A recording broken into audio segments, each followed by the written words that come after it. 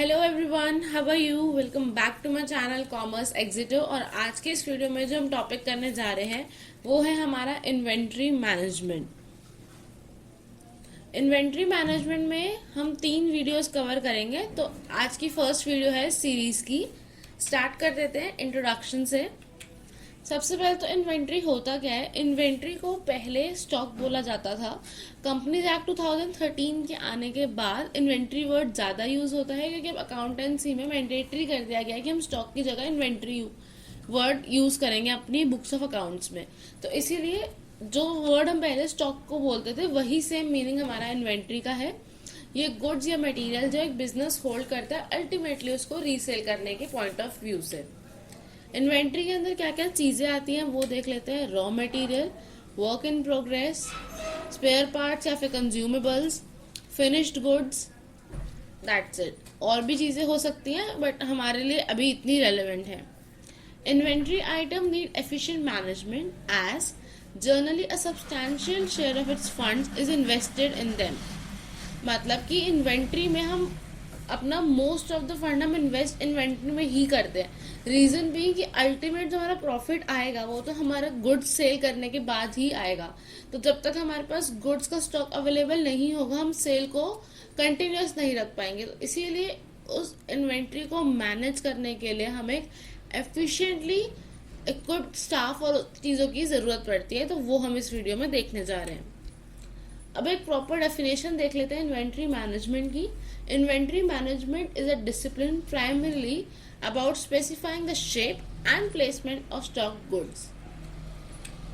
कुछ basic terms है हमारे पास यहाँ पर जिनको हमें आगे बढ़ने से पहले समझना ज़रूरी है। सबसे पहले तो लेड टाइम क्या होता है।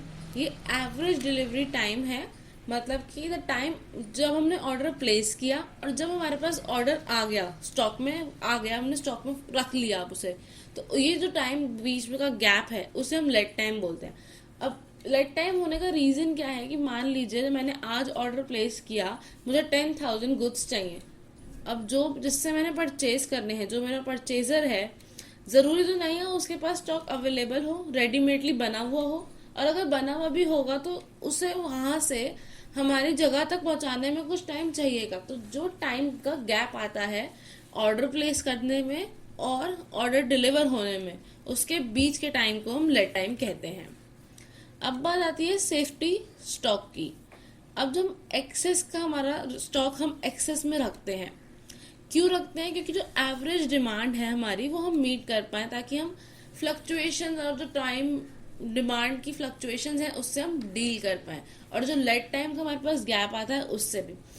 रीजन भी, अब मान लीजिए एक सिचुएशन है जहां हमारे पास स्टॉक खत्म हो गया बट हमारे पास ऑर्डर है, बट अगर मैं आज भी प्लेस करती हूँ अपना रॉ मटेरियल को परचेज करने के लिए, तो भी मुझे कुछ लिमिटेड लेड टाइम का जो टाइम पीरियड है वो लगेगा मेरा सामान आने में।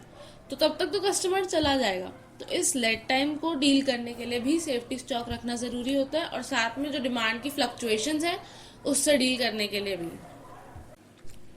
नेक्स्ट बात कर लेते हैं हम स्टॉक आउट की। स्टॉक आउट का मतलब है कि जब हमारे कस्टमर को हमने ऑर्डर देने से ही डिनाई कर दिया क्योंकि हमारे पास स्टॉक बचा ही नहीं है। सिंपल सा हमारे वो टर्म से ही मतलब निकल रहा है, हमारा स्टॉक खत्म हो गया, स्टॉक आउट हो गया। अब कस्टमर आएगा भी तो हम उसे क्या ही देंगे, तो हमने इसलिए उसे डिनाई कर दिया उसके ऑर्डर को पूरा करने के लिए। उसके बाद आता है back ordering. A retailers order for a product that is temporary out of stock with the supplier. मतलब कि हमारे पास एक ऑर्डर आया जिसका स्टॉक हमारे पास टेम्परेरी खत्म हो गया है बट हमारे पास रिफिल होएगा, तो उसे हम बैक ऑर्डरिंग कहते हैं। आगे देखते हैं हम टाइप्स ऑफ इन्वेंट्री। इन्वेंट्री हमारे पास होती है movement inventory, buffer inventory, application inventory, decoupling inventory और साइकिल इन्वेंट्रीज। एक एक करके इनके मतलब समझते हैं कि क्या होती हैं। अब जो मूवमेंट इन्वेंट्री है वो अराइज होती है मूवमेंट से, मतलब जब हम गुड्स को एक जगह से दूसरी जगह लेके जाते हैं, कह लीजिए एक इन प्रोसेस इन्वेंट्री है कि मान अगर हमने रॉ मटेरियल, हमारा कई प्रोसेसेस में हमारा रॉ मटेरियल से फिनिश गुड बनता है, तो एक प्रोसेस खत्म होने के बाद उसको हम उठा के दूसरे प्रोसेस के लिए जब लेके जाते हैं तो मूवमेंट इन्वेंट्री हो जाती है। इसीलिए इसको हम इन ट्रांजिट या फिर पाइपलाइन इन्वेंट्री भी कहते हैं।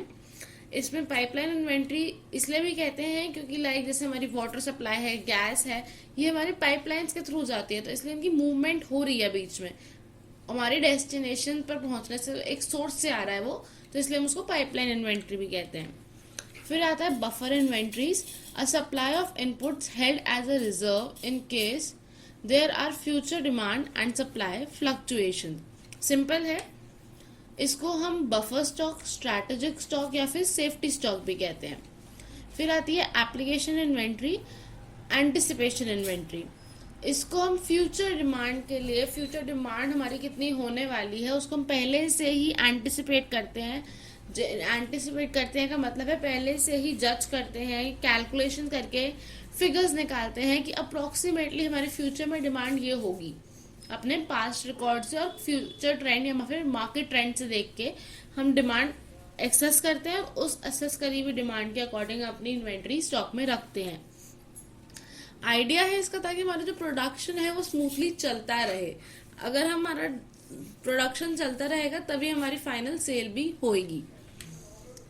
Decoupling inventory, it involves separating inventory within a manufacturing process so that the inventory associated with one stage of manufacturing process does not slow down the other parts of the process.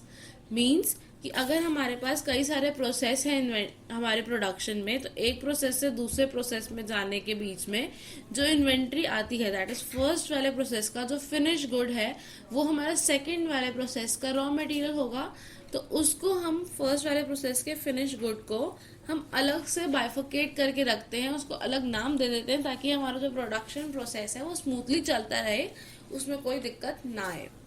फिर आती है cycle inventory. ये वो portion है inventory का जहां पर जो सेलर है it is the portion of an inventory that the seller cycles to satisfy regular sales order.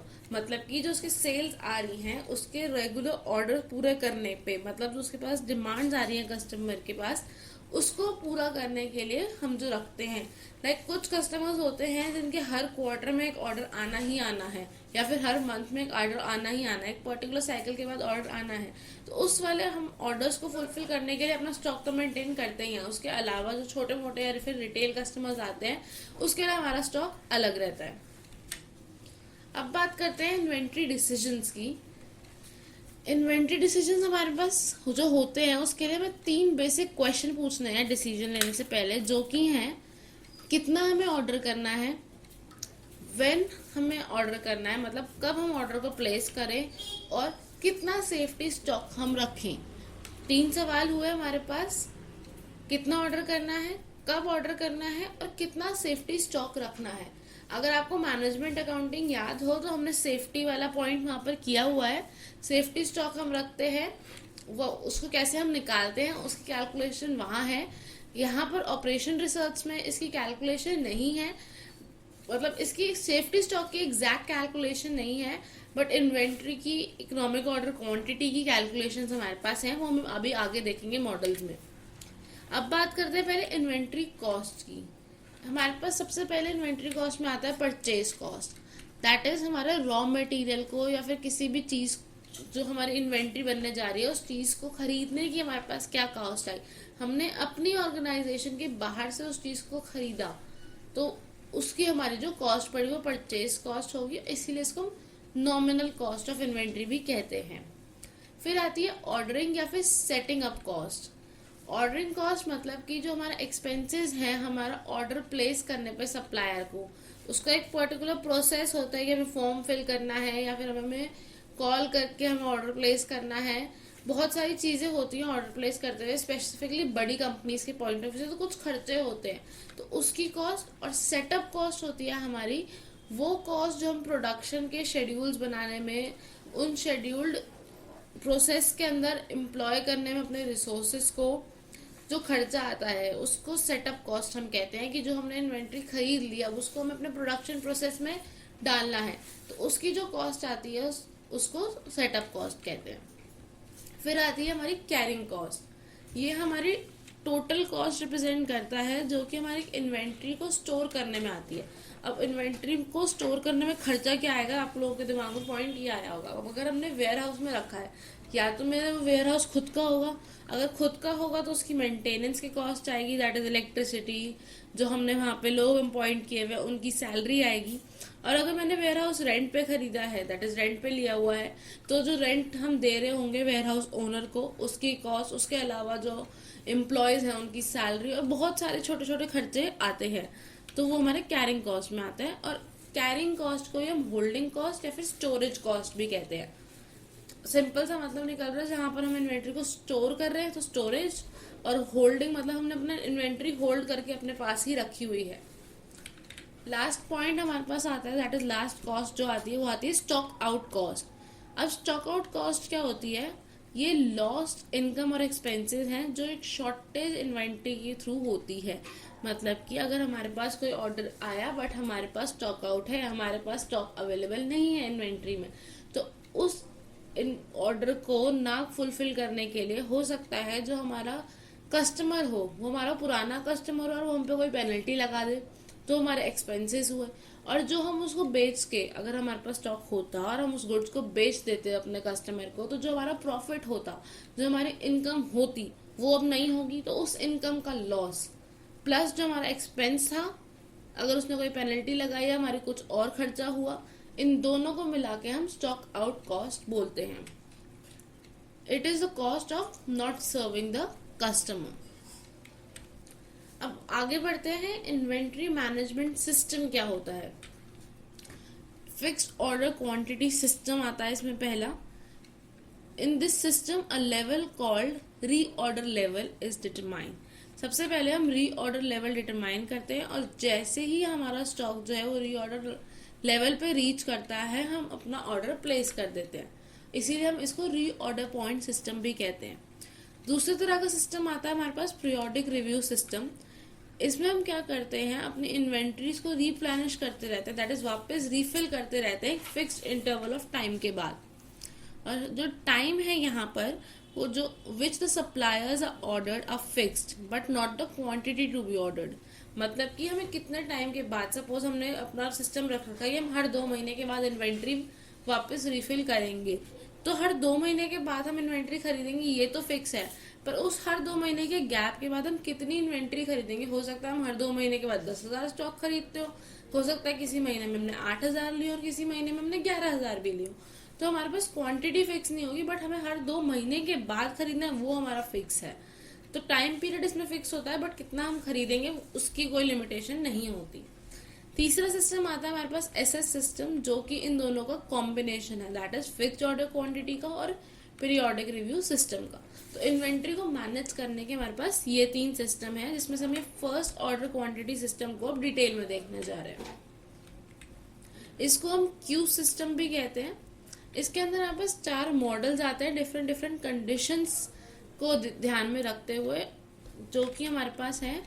पहला तो classical EOQ model, EOQ with price breaks, build up model या फिर EOQ model with production runs, और fourth model हमारे पास आता है inventory model with planned shortage. तो ये 4 मॉडल्स हैं जिनको हम 1 बाय 1 अभी देखने जा रहे हैं।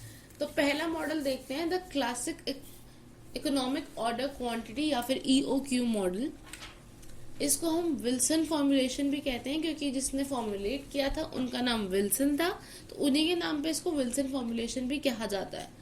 तो अब क्योंकि ये मॉडल है तो मॉडल की अजम्पशंस तो होती हैं, हम अब तक देखते आए, तो पहले अजम्पशंस देख लेते हैं।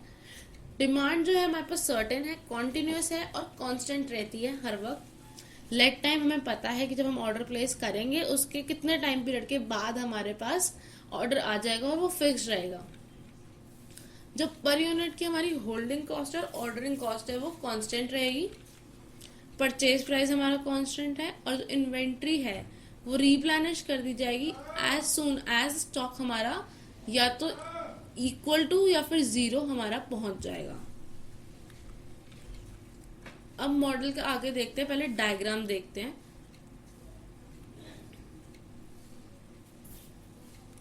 ये हमारा एवरेज इन्वेंट्री लेवल है। यहाँ पर हमारा रीऑर्डर लेवल, अब आप ध्यान दीजिए, रीऑर्डर लेवल हमेशा हमारे एवरेज इन्वेंट्री लेवल से नीचे रहेगा।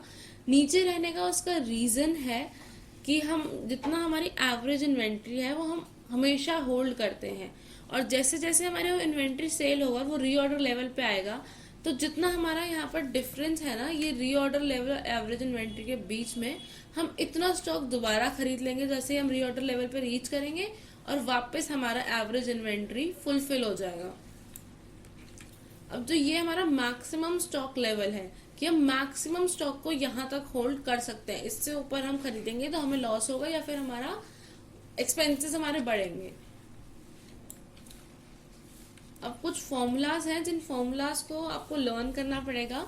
आई डोंट थिंक आपको इनकी डेरिवेशन समझने की ज़रूरत है, क्योंकि अगर डेरिवेशंस में जाएंगे ना तो बहुत मुश्किल हो जाएगा, क्योंकि इसमें ऑलरेडी 4 मॉडल्स हैं और चारों के फॉर्मूलाज बहुत हैं, तो याद करना एक ह्यूमन बीइंग के पर्सपेक्टिव से ज़्यादा हो जाएगा अगर हम डेरिवेशंस में भी चले गए। तो मैं सिंपली ये फॉर्मूलाज कुछ मेंशन कर रही हूँ जिनको आपको याद करना पड़ेगा, और कोई ऑप्शन नहीं है, फॉर्मूलाज तो याद लर्न ही करने पड़ते हैं। तो T Q is equal to O Q plus H Q, जहां पर हमारा क्यू जो है वो ऑर्डरिंग क्वांटिटी है, टी क्यू हमारा टोटल वेरिएबल एनुअल इन्वेंट्री है, टोटल एनुअल ऑर्डरिंग कॉस्ट को हम ओ क्यू कहते हैं, होल्डिंग कॉस्ट को हम एच क्यू, क्यू स्टार को हम इकोनॉमिक ऑर्डर क्वांटिटी डिनोट करते हैं। यहाँ पर जो क्यू स्टार है ये हमारा इकोनॉमिक ऑर्डर क्वांटिटी है, डी हमारा कांस्टेंट डिमांड है, यहाँ पर जो हमने डी यूज किया है वो हमारा कांस्टेंट डिमांड है, यूनिट प्राइस हमारा सी है जो यहाँ यूज हुआ है, ऑर्डरिंग कॉस्ट हमारी ए है पर ऑर्डर की, और एच हमारा यूनिट होल्डिंग कॉस्ट है। तो ये सारे हमारे फॉर्मूलाज हैं, जो कि हमारा पहला वाला फॉर्मूला है वो है टोटल वेरिएबल एनुअल इन्वेंट्री का, फिर हमारा ऑर्डरिंग कॉस्ट का, होल्डिंग कॉस्ट निकालने का, और जब होल्डिंग कॉस्ट, ऑर्डरिंग कॉस्ट और टोटल कॉस्ट निकल जाएगी तो हमारा इकोनॉमिक ऑर्डर कॉस्ट का फॉर्मूला ये है। इसके 2 फॉर्मूले हैं। ठीक है, आगे बढ़ते हैं, एग्जाम्पल देख लेते हैं, समझ में आ जाएगा। क्वेश्चन है XYZ hospital requires 5000 units of a particular component every year for its radiographic facility. साथ साथ हम क्वेश्चन के ही जो हमें गिवन है वो लिखते रहते हैं, क्योंकि इसमें बहुत सारे वेरिएबल्स हैं, तो आपको क्लियर भी हो जाएगा जैसे अभी हमने पीछे लिखा था कि कौन सा क्या है। तो एनुअल डिमांड हमारी कितनी है, 5000 यूनिट्स की, जो डी हो गया हमारा 5000। These components are imported a cost of 7000 per unit, तो पर यूनिट की कॉस्ट दैट इज सी हमें 7000 मिल गया, and the estimated ordering cost is 20000 पर ऑर्डर, तो हमारे पास ए आ गया 20000 पर ऑर्डर। फिर the accounts department of the hospital has calculated the inventory carrying cost per annum to be 20% of the unit cost, तो एच हमारा 20% of unit cost that is C, C अभी हमने ऊपर कैलकुलेट निकाला दैट इज 7000, यहाँ में गिवन भी था, तो ये सी की 7000, तो 7000 का 20% is H that is equal to 1400 units per year. Determine the economic order quantity. EOQ का फॉर्मूला हमारे पास ये है, सिंपली हमने वैल्यूज पुट कर दिए हैं। अगर आप ध्यान से देखें तो जो ये 2 है एज इट इज, ए हमारा 20,000, डी हमारे पास आया हमारा 5000, एच हमने निकाल लिया 1400, तो हमारी इकोनॉमिक ऑर्डर क्वांटिटी आ गई 738 यूनिट्स। बहुत सिंपल है, सिर्फ फॉर्मूलाज याद रखने हैं। क्वेश्चन एग्जाम में इसी तरह के आते हैं, थोड़े से हाई लेवल के होंगे बट ज्यादा हाई लेवल के क्वेश्चंस नहीं होते हैं। इसके बाद कुछ और इन्फॉर्मेशन भी कई बार क्वेश्चन में गिवन होती है, उससे रिलेटेड कुछ और फॉर्मूलाज हम निकाल सकते हैं जो मैं यहाँ मेंशन कर रही हूँ। आप ये फॉर्मूलाज नोट डाउन कर लीजिए, मैंने स्क्रीन यहाँ रोक दी है। अब एग्जाम्पल देखते हैं, इसी एडिशनल इंफॉर्मेशन से हमारी रिलेटेड जो एग्जाम्पल है। A manufacturing company has determined from an analysis of its accounting and production data for a certain part that its demand is 9000 per unit per annum and is uniformly distributed over the years. हाथ के हाथ हम given लिखते जा रहे हैं, तो demand हमारे पास 9000 है। कॉस्ट प्राइस उसका 2 दिया हुआ तो C2 आ गया। ऑर्डरिंग कॉस्ट 40 पर order. Inventory cost is 9% of inventory value, तो आई हमारे पास 9 आ गया, या फिर आप इसको सीधा H निकाल सकते हैं, 9% of inventory. Further, it is known that the lead time is 8 working days and the total working days are 300 in a year. Lead time 8, total working days हमारे पास 300 आ गए। डिटरमाइन हमें क्या करना है, पहले वो देखते हैं। Economic order quantity, optimum number of orders per annum, total ordering and holding cost associated with policy of ordering an amount equal to economic order quantity, reorder level, number of days stock at reorder level and length of the inventory। तो ये हमें given थे, जो हमने सारे निकाल लिए थे क्वेश्चन में। वन बाय वन हम देखते हैं। सबसे पहले तो मैं H निकाल लेते हैं। H आ गया हमारा 0.18। अब इकोनॉमिक ऑर्डर क्वांटिटी का फॉर्मूला हमारे पास ये है, सारी चीजें हमें गिवन है, ए भी है हमारे पास, डी भी है हमारे पास, एच हम निकाल चुके हैं, तो सिंपली पुट करेंगे और वैल्यू आ जाएगी। सेकंड उसने हमसे मांगा optimum number of orders per annum, जो हमारा अदर इंफॉर्मेशन में फॉर्मूला हमने मेंशन किया था ये। अब इसको निकालने के लिए हमें पहले टी स्टार निकालना पड़ेगा। टी स्टार हमारे पास नहीं है, टी स्टार का फॉर्मूला है Q star by D. Q star तो हमारा क्या होता है, इकोनॉमिक ऑर्डर क्वांटिटी, अभी हमने कैलकुलेट किया, और डी हमारे पास है, सिंपली पुट कर देंगे, हमारे पास आ गया एन स्टार। तो एन स्टार हो गया हमारा 4.5। तो ऑप्टिमम नंबर ऑफ ऑर्डर्स हमारे पास है 4.5 ऑर्डर्स। हमारे अगर हम हर साल में प्लेस करेंगे तो हमारा बेस्ट नंबर होगा। सी हमारे पास आता है क्वेश्चन में, total ordering and holding cost associated with the policy of ordering an amount equal to economic order quantity. अब यहाँ पर एक चीज नोट कीजिएगा कि उसने हमसे टोटल ऑर्डरिंग और होल्डिंग कॉस्ट एक साथ मांगी, तो टोटल कॉस्ट मांगी है। अब कई बार गलती क्या होती है, यहाँ पर हम सीधा टी क्यू निकाल देते हैं। यहाँ टी क्यू नहीं निकालना, उसने मेंशन किया है कि हमें टोटल कॉस्ट निकालनी है, जबकि हम ऑर्डर कर रहे हैं इकोनॉमिक ऑर्डर क्वांटिटी पे, तो हमें टी क्यू स्टार निकालना है। उसका फॉर्मूला हमारे पास ये होता है, वैल्यूज हमारे पास तीनों चीजों की अवेलेबल है, तो हम पुट करेंगे और आंसर हमारे पास आ जाएगा। डी हमारा है रीऑर्डर लेवल। रीऑर्डर लेवल का फॉर्मूला है lead time in days multiplied by demand per year. Lead time in days हमारे पास है 8 दिन, डिमांड पर ईयर की 9000 हमारे पास, पर डे की 9000 है, और टोटल वर्किंग डेज हमें 300 दिए हुए हैं, तो इसलिए हमने 300 से डिमांड पूरे साल की को अगर डिवाइड करेंगे तो एक दिन की डिमांड निकल जाएगी। तो हमारा आंसर आ गया 240 यूनिट्स पे हमें रीऑर्डर करना है। फिर number of days stock at reorder level, lead time होता है बराबर number of days stock at reorder level, हमेशा लेड टाइम के बराबर होता है, तो वो हो गया हमारा 8 days. Length of the inventory cycle निकालने का फॉर्मूला है टी स्टार, तो T star is Q star divided by D. Q star हमारे पास ये रहा, डी हमारे पास ये रहा, तो हम सिंपली पुट करेंगे और आंसर आ जाएगा 66.7 डेज। आप यहाँ पे ईयर्स में भी छोड़ सकते हैं, बट क्योंकि 0.222 ईयर्स है तो इसलिए हमने इसको डेज में कन्वर्ट किया है। तो अगर आप ध्यान से देखो, अगर आपको फॉर्मूलाज याद है ना, तो इसमें ज्यादा समझने वाला कुछ नहीं है। सिंपली फॉर्मूलाज में वैल्यूज पुट करके सीधा सीधा हमारा आंसर आ गया। क्वेश्चन डायरेक्ट ही आ रहा है, जो हमारे पास फॉर्मूलाज अवेलेबल है वैसा ही हमारे पास क्वेश्चन है।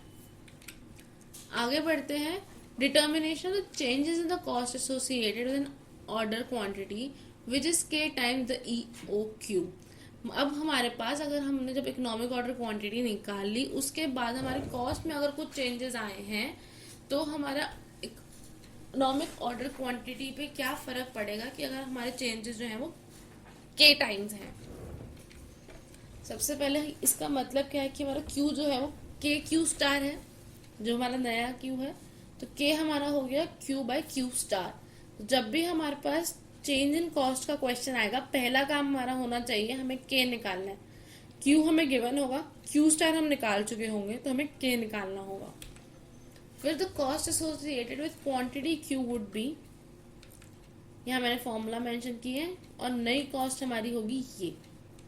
क्वेश्चन से समझते हैं इसको हम सॉल्व कैसे करेंगे। A manufacturing company has determined from N analysis of its accounting and production data for a certain part that, ये सेम क्वेश्चन है जो भी हमने पीछे किया। इसमें हमारे पास लास्ट लाइन ऐड हुई हुई है, the increase in total cost associated with ordering 20% और more than the economic order quantity. अगर 20% या उससे ज़्यादा की हमारी इकोनॉमिक ऑर्डर क्वांटिटी में टोटल कॉस्ट इंक्रीज होती है तो हमें उसका इफेक्ट हमें बताना है। अब देखते हैं, हमारे पास ये चीज़ें गिवन है। EOQ अभी हमने इससे पीछे निकाला, वैसे हमने 2000 यूनिट्स निकाल लिया। अब हमारा काम है Q स्टार के बाद Q निकालना। Q ने बोला हमारा 20% इंक्रीज होगा, तो Q स्टार हमारा 2000 था, तो 2000 का 20% हम ऐड कर देंगे 2400। अब जब Q और Q स्टार आ गया तो पहला काम हमारा क्या है, K निकालने का। K आ गया हमारा 1.2। तो अब नई कॉस्ट हमारी क्या हो जाएगी, इस फॉर्मूले में हम सिंपली पुट कर देंगे 61/60। ये हमारा है TQ/TQ स्टार। तो हमारी कॉस्ट इंक्रीज कितने से हो रही है, 160 या फिर 1/60 और 360 इंटू 1/60 दैट इज 6 रुपीज। 6 रुपए से हमारी कॉस्ट बढ़ने वाली है। अब अगर आप यहाँ पर सोच रहे हैं कि हमारा 360 कहाँ से आया, तो अभी हमने इससे पहले यही वाला एग्जाम्पल सॉल्व किया था, तो हमारी टोटल कॉस्ट आई थी 360। तो वो 360 में अगर हम 61/60 से मल्टीप्लाई करेंगे या फिर 1/60, इंक्रीज तो हमारा 1/60 होगा, तो वो हमारा 6 रुपए आया है। अब रिव्यू कर लेते हैं जो अजम्पशंस हैं इकोनॉमिक ऑर्डर क्वांटिटी के फर्स्ट मॉडल की। आपको पता है कि मोस्ट ऑफ द मॉडल्स के जो ड्रॉबैक्स या फिर जो लिमिटेशंस होते हैं वो उसके अजम्पशंस ही होती हैं। तो जो डिमांड है वो ज़्यादातर अनसर्टेन और डिसकंटिन्यूस ही रहती है और वेरिएबल। फिर even when demand and lead time are known and constant, stockouts may be deliberately permitted. Analysis can be extended to cover situations when quantity discounts are available. ये हमारा मॉडल 2 है। मतलब कि जो फर्स्ट मॉडल की हमारे पास 5 assumptions थी, उन 5 अजम्पशंस की जो लिमिटेशंस हैं उस लिमिटेशंस में से ही हमें 3 लिमिटेशंस का 3 मॉडल हम आगे देखेंगे कि अगर हमारे पास ये लिमिटेशन है तो इस मॉडल को ही हमने आगे एक्सटेंड किया हुआ है। अगली अजम्पशन जो हमारे फोर्थ मॉडल की तरफ जाती है कि हमारे पास यूनिफॉर्म होल्डिंग और ऑर्डरिंग कॉस्ट नहीं है। और थर्ड मॉडल हमारा जाता है कि जो सप्लाई है गुड्स की वो ग्रेजुअल है और मॉडल को एडजस्टमेंट्स की ज़रूरत है। नेक्स्ट हमारा आता है second model that is economic order quantity with price break. Price break से हमारा मतलब है जब हमारे पास एक से ज़्यादा प्राइस हो, तो जो कि हमारे पहले वाला मॉडल था परचेज प्राइस उसमें हमें कांस्टेंट होना चाहिए था। अब इसी अजम्पशन को हम यहाँ पर रिलैक्स कर रहे हैं क्योंकि रियलिटी में हमारे पास बहुत सारे डिस्काउंट्स, हमारे पास trade discount, cash discount, price fluctuations, बहुत सारी चीज़ें अवेलेबल होती हैं। और जो इस प्राइस में रिडक्शन आती है ना, डिस्काउंट या फिर हमारी डिमांड फ्लक्चुएशंस की वजह से, उसे हम प्राइस ब्रेक कहते हैं। There may be more than one price break. एक से ज़्यादा प्राइस ब्रेक हो सकते हैं। एक कस्टमर को हमने कुछ डिस्काउंट दिया, दूसरे कस्टमर को हमने कुछ और डिस्काउंट दिया, तो मल्टीपल प्राइस ब्रेक हमारे पास आ सकते हैं। अगर हमारे पास मल्टीपल प्राइस ब्रेक हैं तो हमें टोटल कॉस्ट जो है वो हर एक सक्सेसिव क्वांटिटी लेवल पे हर एक अलग प्राइस ब्रेक के साथ निकालना पड़ेगा। और जहाँ पर भी वो लीस्ट हमारी टोटल कॉस्ट आएगी वो हमारा ऑप्टिमम ऑर्डर साइज होगा। क्वेश्चन से समझ में आ जाएगा, टेंशन मत लीजिए, but theoretical point of view समझना ज़रूरी है। Under the conditions of price break, the item cost being a function of order quantity is incremental cost and must be included in the cost model. मतलब price break की जो condition है, जो situation है, उसके अंदर जो आइटम की कॉस्ट है वो ऑर्डर क्वांटिटी के हिसाब से फ्लक्चुएट करती है, क्योंकि हम अलग अलग हिसाब से अलग अलग ऑर्डर देते हैं। तो इसलिए जो हमारी इंक्रीमेंटल कॉस्ट है वो हमारी टोटल कॉस्ट हमारे मॉडल में इंक्लूड होनी चाहिए। तो टोटल कॉस्ट का फॉर्मूला हमारे पास ये आ गया, जहाँ पर हमारा CI जो है वो Q से कम होगा, Q1 से। अगर C 0 है, मतलब आप ये वाला पॉइंट मैं रीड कर रही हूँ, C1 होगा अगर Q1 और Q2 के बीच में है Q, और C2 - 1 होगा अगर Q जो है वो बड़ा है QN से। कॉस्ट कर्व देख लेते हैं हम प्राइस ब्रेक मॉडल का। ये हमारी टोटल कॉस्ट आई है विदाउट प्राइस ब्रेक, ये हमेशा इसी शेप की रहती है। जो ये हमारा पॉइंट है ए, ये हमारा 2 पॉइंट है बी, ये हमारे प्राइस ब्रेक्स हैं। फिर ये हमारी total cost with price break है, ये सी है, और सी से नीचे हमने जो ड्रैग किया ये हमारा इकोनॉमिक ऑर्डर साइज है। जहां पर हमारा प्राइस ब्रेक होता है, अभी हमने पीछे थ्योरेटिकल पर्सपेक्टिव में देखा, वो हमारा ऑप्टिमम ऑर्डर साइज होता है जहां कॉस्ट लीस्ट होती है। तो ये जो हमारा पॉइंट बी है, अगर हम इसी को नीचे तक खींचें तो ये हमारा इकोनॉमिक ऑर्डर साइज हो जाएगा। अब बात करते हैं कि प्राइस ब्रेक वाला मॉडल काम कैसे करता है। सबसे पहले तो हमें लोएस्ट यूनिट कॉस्ट को सेलेक्ट करना है। फिर जो कैलकुलेटेड हमारी ईओक्यू आएगी उसकी फिजिबिलिटी हम चेक करेंगे। फिजिबिलिटी हम कैसे चेक करते हैं कि जो हमारा इकोनॉमिक ऑर्डर क्वांटिटी आई है, जो हमारा लॉट साइज आया है, क्या वो स्लैब रेट में लाई भी कर रहा है जिसके प्राइस पे उठा के हमने ईओक्यू कैलकुलेट किया था। अगर यस तो हम उसकी ऑर्डर क्वांटिटी हमारी ऑप्टिमल है, बट अगर नो है तो जो है हमें कैलकुलेट करना पड़ेगा नेक्स्ट हायर यूनिट कॉस्ट पे इकोनॉमिक ऑर्डर क्वांटिटी, और फिर वापस से ऊपर जाएगा जैसे कि पानी इवेपोरेट हो जाता है, और दोबारा हम ईओक्यू कैलकुलेट करेंगे, दोबारा फिजिबिलिटी चेक करेंगे, यस होगा, और फिर वो हमारा ऑर्डर क्वांटिटी ऑप्टिमल होगी। वहीं अगर ये नो हो जाता तो वापस हमारी साइकिल रोटेट हो जाती है। यहाँ पे मैंने इवेपोरेशन साइकिल के थ्रू आपको समझाने की कोशिश की है। फिर उसके बाद जब हमें ऑप्टिमल क्वांटिटी मिल जाए तो हमें और कैलकुलेट करनी होती है टोटल कॉस्ट इस क्वांटिटी पे, total cost order at this quantity, और लीस्ट कॉस्ट सॉल्यूशन हमें अपना ढूंढना होता है। एग्जाम्पल से समझते हैं। XYZ hospital procures and sell medicines. Information on an item is given below. Annual demand उसकी 8000 है, ordering cost is 180 per unit, carrying cost that is H is 10% of unit price, and the medicine can be purchase according to the following schedule. ये हमें दिया हुआ है कि अगर हम 1000 यूनिट्स तक ऑर्डर करते हैं तो हमें 22 रुपए की पड़ेगी, 1000 से 15 यूनिट्स अगर हम ऑर्डर करते हैं तो हमें 20 रुपए की पड़ेगी, 1500 से अगर हम 2000 तक ऑर्डर करते हैं तो 19 रुपए की, और 2000 से ज्यादा ऑर्डर करते हैं तो 18.5 रुपए का हमें प्राइस पड़ेगा। You are required to find the best order size. Solution देखते हैं। सबसे पहले तो हमारा लीस्ट प्राइस ये है 18.5। 18.5 पे हम ईओक्यू कैलकुलेट करेंगे इस फॉर्मूला में पुट करके। अब क्योंकि 1248 जो है वो फीजिबल नहीं है।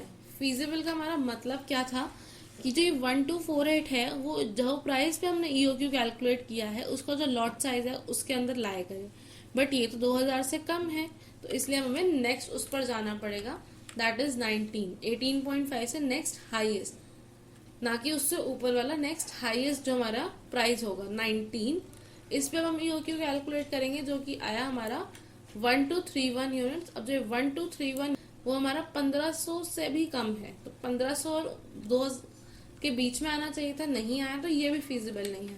तो नेक्स्ट हाईएस्ट पर जाएंगे 20 पे कैलकुलेट करी, वो हमारा आया 1200 यूनिट्स। अब अगर हम ध्यान से देखें तो ये जो 1200 है ये हमारा 1000 से 1500 के बीच में लाई कर रहा है, तो इसीलिए ये हमारा फिजिबल सॉल्यूशन है और हमें 1200 यूनिट्स पे ऑर्डर करना चाहिए अपना जो हमें ऑर्डर प्लेस करना है।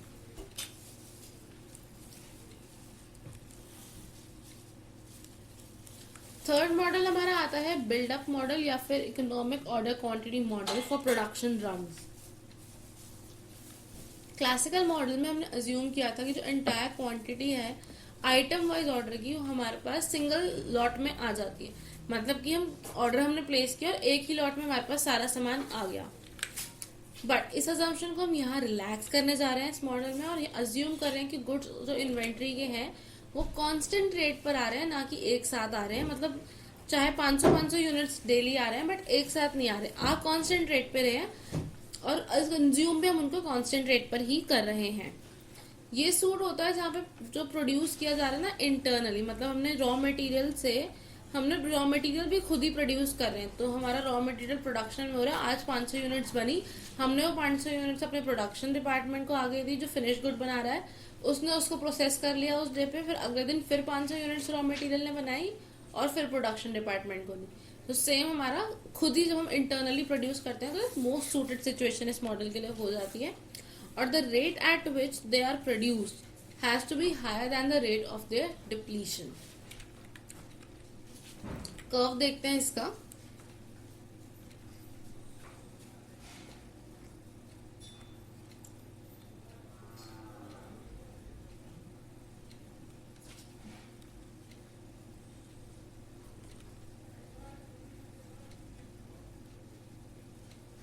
तो ये इसका कर्व है जहां पे हमें मैक्सिमम इन्वेंट्री गिवन हमारी आएगी वो इस पॉइंट पे आएगी। ये हमारा रीऑर्डर लेवल है। रीऑर्डर लेवल को जब हम नीचे टच करेंगे तो ये हमारा लेड टाइम है और ये हमारा टीपी और ये हमारा टोटल टाइम है। टीपी मतलब टाइम फॉर प्रोडक्शन। तो ये हमारा कॉस्ट कर्व आ गया प्राइस ब्रेक मॉडल का। अब फॉर्मूलाज देख लेते हैं। फॉर्मूलाज में अगेन सिंपली लिस्ट कर रही हूँ यहाँ पे।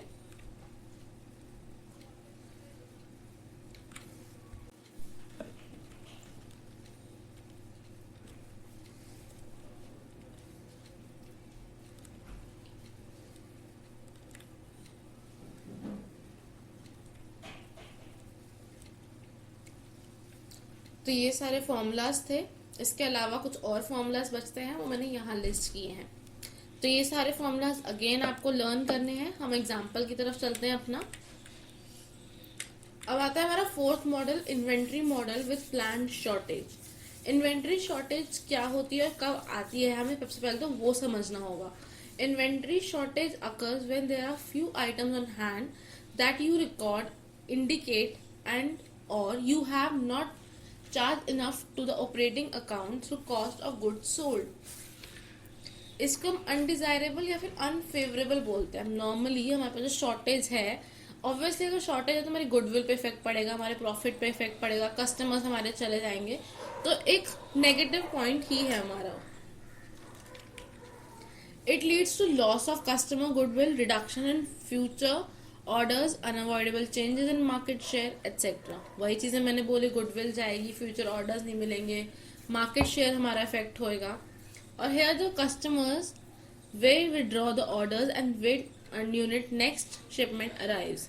बैक ऑर्डरिंग का केस भी यहाँ पर आता है कि जो कस्टमर्स हैं वो ऑर्डर प्लेस करके बैठ जाते हैं कि जब तक हमारे पास स्टॉक रीफिल होगा तब हम हमसे ही खरीदेंगे। कुछ लॉयल कस्टमर्स होते हैं। लाइक कई बार होता है कि हमें कोई चीज अमेजोन से खरीदनी है, भले ही वो स्टॉक में से चली जाए, हम वेट करेंगे कि वही रीफिल हो, हम तो यहीं से खरीदेंगे। हमारा ट्रस्ट है, हमारी लॉयल्टी है। तो वही पॉइंट हमारा यहाँ भी आता है।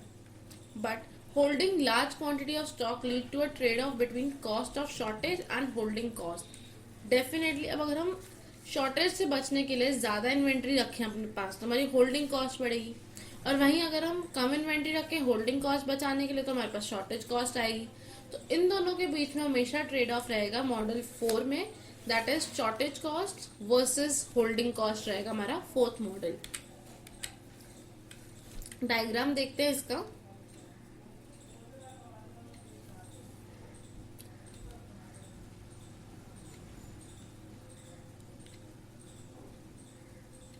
मैक्सिमम इन्वेंट्री हमारी होती है Q माइनस S। अब बात करते हैं फॉर्मूलाज की। S हमारा है maximum level of shortage, B हमारे पास आएगा बैक ऑर्डर कॉस्ट। अब फॉर्मूलाज यहाँ लिस्ट में कर रही हूँ।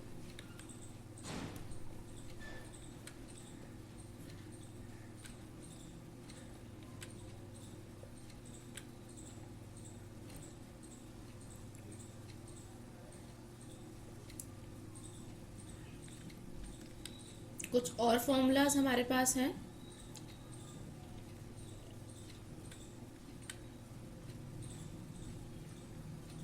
अब एग्जाम्पल पर आते हैं।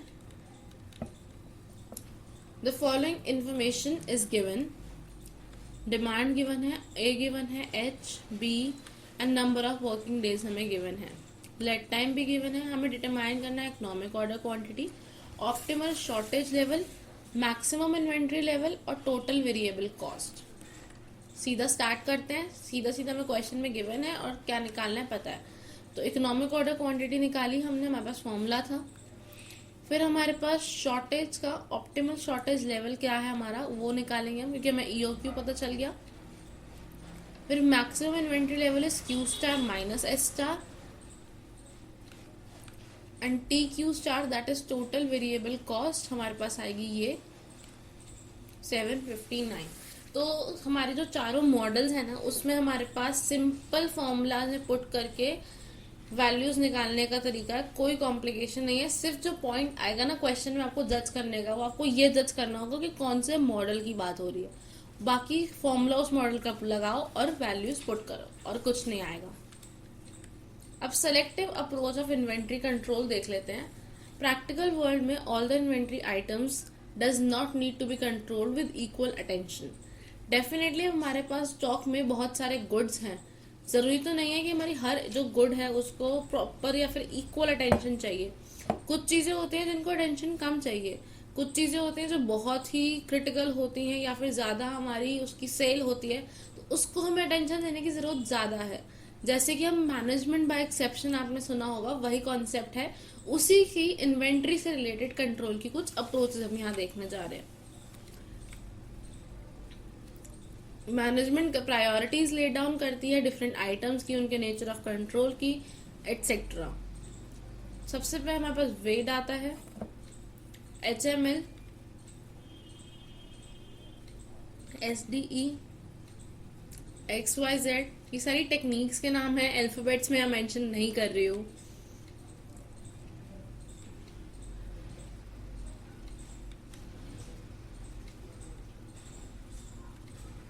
सबसे पहले ABC से स्टार्ट करते हैं। ABC एनालिसिस एक इन्वेंट्री कैटेगराइजेशन का मेथड है, जहां पे हम इन्वेंट्री को 3 कैटेगरीज में डिवाइड करते हैं, A, B और C, डिसेंडिंग वैल्यूज में।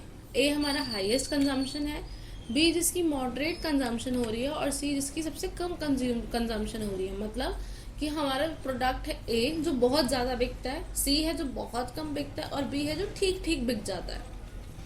So the division of items into various categories is accomplished by plotting the usage value of the items to obtain ABC distribution curve। मतलब कि सबसे पहले जो हमारे पास सेल है उसको हम ग्राफ पर प्लॉट करते हैं और उस ग्राफ की प्लॉट के जो शेप है उसके अकॉर्डिंग हमें A, B और C की वैल्यूज मिलती है कि कौन सी वाली इन्वेंट्री A है, कौन सी B है और कौन सी C है। ग्राफ यहाँ देखें, ये हमारा C क्लास हो गया सबसे कम बिकने वाला, ये B क्लास मीडियम बिक रहा है और ये हमारा A क्लास जिसकी हाईएस्ट कंजम्पशन हमारी हो रही है। तो ग्राफ से हमें वैल्यूज मिलती हैं। एग्जाम्पल देख लेते हैं कि हमने क्लासिफाई किया है 3 कैटेगरीज में। क्लास A 15 to 20% हमारा स्टॉक जो है वो इसमें आता है, बट 80 to 85% की उसकी वैल्यू है। तो ना सिर्फ हमें ये देखना है कि हमारी सेल्स किसकी ज्यादा है, ये भी देखना है कि इसका हमारी प्रॉफिट या फिर वैल्यू ज्यादा है, क्योंकि इन टोटल हम सेल्स अमाउंट देख रहे हैं। अब चाहे सेल की क्वांटिटी ज्यादा हो या फिर उसका प्राइस ज्यादा हो, हमें तो एट द एंड आके प्रॉफिट से मतलब है। क्लास B में 30 to 35% की हमारी क्वांटिटी है और 10 to 15% की हमारे पास वैल्यू है। क्लास C में हमारे पास 50% का स्टॉक आइटम है और 55% ही उसकी वैल्यू है। अब ABC को करने के लिए कुछ स्टेप्स हैं, मैं वो स्टेप्स यहाँ पे मेंशन कर रही हूँ कि अगर हमारे पास क्वेश्चन आए तो उसको हमें कैसे फॉर्मुलेट करके अपना आंसर निकालना है। Obtain a list of items along with information on the unit cost periodic consumption. जो हमारी पर यूनिट कॉस्ट की कंजम्पशन है उसकी एक लिस्ट बनाएंगे हम। उसके बाद हम डिटरमाइन करेंगे एनुअल यूजेज हर एक आइटम की और उसको रैंक करेंगे डिसेंडिंग ऑर्डर में। एनुअल यूजेज निकालने का फॉर्मूला भी मैंने यहाँ मेंशन कर दिया है, unit cost into number of units. Third step हमारा आता है express the value for each item as a percentage of the aggregate usage value. हर आइटम को हम परसेंटेज में एग्रीगेट यूजेज वैल्यू निकालेंगे और फिर उसके क्यूमुलेट परसेंटेज भी निकालेंगे। उसके बाद जो क्यूमुलेटिव परसेंटेज है उसके भी हम परसेंटेज दोबारा निकालेंगे और प्लॉट करेंगे उस कर्व को ग्राफ पर। और जो ग्राफ हमने डिटरमाइन कर लिया तो ग्राफ से कैसे हम ABC देखते हैं वो मैंने भी आपको पीछे डायग्राम के थ्रू समझाया, वो हमारा लास्ट स्टेप होगा। नेक्स्ट आता है हमारा वेद एनालिसिस जो है वो ब्रॉड कैटेगरीज में क्लासिफाई करता है। वाइटल V से, वाइटल कैटेगरीज का मतलब है जिनका प्रोडक्शन एक्टिविटीज में सबसे ज्यादा काम है कंपनी का और जिनका रोकना मुश्किल हो जाएगा और बहुत ही ड्रास्टिकली अफेक्ट हो जाएगा। एसेंशियल आइटम्स वो हैं जिनका स्टॉक बहुत ज़्यादा कॉस्टली है कंपनी के लिए, और desirable items are those items who stock out और shortage cause only a minor disruption for a short duration in the production schedule. Desirable का मतलब वो हो गया कि वो आइटम्स जिनकी शॉर्टेज है, जिनकी कमी से बहुत थोड़ा सा इफेक्ट पड़ेगा हमारे प्रोडक्शन पे या फिर हमारी सेल्स पे, तो इसलिए वो कम इम्पोर्टेंट है। द कॉस्ट इनकर्ड इन वेद is very normal. Weight analysis is very useful to categorize items of spare parts and components. In fact, जो इन्वेंट्री कंट्रोल का सिस्टम है ना वेद, वो काफ़ी हद तक ABC से मैच करता है ऑर्गेनाइजेशंस, और ABC और वेद को इसीलिए लोग कॉम्बिनेशन में यूज़ करते हैं, और ये कंट्रोल सिस्टम बहुत इफेक्टिव है और मीनिंगफुल है। नेक्स्ट आता है हमारे पास HML।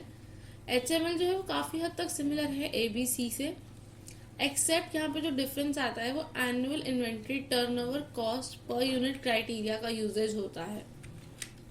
The item under this analysis are classified based on the unit price. They are categorised in 3 groups. H is the high price item, M is the medium price item and L is the low price item. Next आता है हमारा SDE analysis. The criteria for this analysis is the availability of the material in the market. Market में हमारे पास कितना material available है वो देखने के लिए हम SDE एनालिसिस का यूज करते हैं। ये मोस्टली इंडस्ट्रीज जहाँ पे स्केर्स मटेरियल अवेलेबल होता है, मतलब वो मटेरियल जो कम अवेलेबल होगा, लाइक डेवलपिंग कंट्रीज में होता है मोस्टली, किसी भी इंडस्ट्री के पास अनलिमिटेड रिसोर्सेज नहीं होते, और इस एनालिसिस का बहुत यूजफुल इम्पैक्ट है हमारे इन्वेंट्री पॉलिसीज में, और ये प्रॉपर गाइडलाइंस भी हमें देता है। एस का मतलब है स्केर्स आइटम, जहाँ पे हमारे पास शॉर्ट सप्लाई है, ये यूजुअली रॉ मटेरियल या स्पेयर पार्ट या फिर इम्पोर्टेड आइटम्स का होता है। डी है डिफिकल्ट आइटम्स, जो रेडिली अवेलेबल नहीं होती लोकल मार्केट में, उन्हें हमें प्रोड्यूस करवाना पड़ता है पर्टिकुलर प्लेसेस से, पर्टिकुलर कंपनीज से, या फिर वो आइटम्स जो सप्लायर से खरीदना बहुत मुश्किल होता है। ये आती है हमारी easily available items in the local market. SOS अगला एनालिसिस है हमारा, जहाँ पर S हमारी सीजनल आइटम्स, OS हमारी ऑफ सीजनल आइटम्स, और जनरली ये हमारा एग्रीकल्चर प्रोडक्ट में यूज होता है। आप ध्यान अगर दें तो सीजनल और अनसीजनल मोस्टली एग्रीकल्चर प्रोडक्ट्स होते हैं कि एक पर्टिकुलर क्रॉप इस सीजन की है और एक पर्टिकुलर क्रॉप किसी और सीजन की है, और ये जनरली लो प्राइस जो हमारे गुड्स होते हैं उनके केस में यूज होता है। डिसीजन जो है वो फ्लक्चुएशन और अवेलेबिलिटी पे बेस होते हैं। आगे बात करते हैं FNS की। Classification is based on the pattern of issue from stores and it's useful in controlling obsolescence. F हमारा फास्ट मूविंग, S हमारा स्लो मूविंग एंड N हमारा non moving. Date of receipt or last date of issue, whichever is later, is taken to determine the number of months which have lapsed since the last transaction. Items को हम usually 12-12 महीने के group में करते हैं। ये हमें investments को अवॉइड करने में काम करते हैं कि हम नॉन मूवमेंट या फिर स्लो मूविंग गुड्स में अपनी इन्वेस्टमेंट ना करके रखें, ताकि हमारा टाइम और मनी बचे। जैसे 3 हमारे ईयर्स में हम इसको कंसिडर करते हैं। If there are no issues of an item during the period it is an item, then up to certain limit से 10 to 15 issues in the period, the item is S item, and the items exceeding such limit of no number of issues during the period is F items. The period of consideration, the limiting number of issues vary from organization to organization. Next आता है हमारा XYZ analysis, जहाँ पे हमारा ABC से correlation है, और जो ओनली डिफरेंस है वो हमारा annual consumption and price per unit निकालने में है। XYZ एनालिसिस को यूज करते हैं हम ABC एनालिसिस और HML एनालिसिस के कंजंक्शन में। ये हमारा value of stock on hand से रिलेटेड होता है। Items whose inventory values are high are called X items, जिनकी वैल्यू लो है वो Z आइटम, और Y आइटम हम उनको कहते हैं जिनकी मॉडरेट इन्वेंट्री स्टॉक है। तीनों चीजें दोबारा यहाँ मैंने मेंशन करी। इन्वेंट्री मैनेजमेंट के कॉन्सेप्ट में इतना ही है। Thank you for watching. मेरे चैनल को आप सब्सक्राइब करना ना भूलें और कमेंट सेक्शन में अपने जो भी डाउट्स हैं आप मेंशन कर दीजिए, मैं उनको ज़रूर सॉल्व करूँगी।